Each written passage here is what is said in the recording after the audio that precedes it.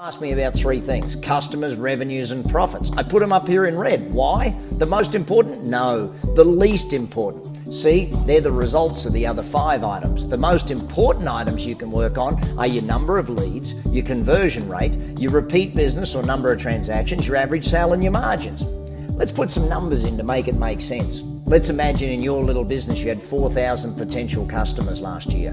You sold to 1 in 4 of them, or 25%. That means you've got 1,000 customers in your little business. Now, let's pretend that on average they came back twice a year to buy from you. Some bought 100 times, some bought once and you never saw them again, but the average was twice. And again, average sale. Let's make it 100 just for ease of math's sake. Again, some spent 5, some spent 500.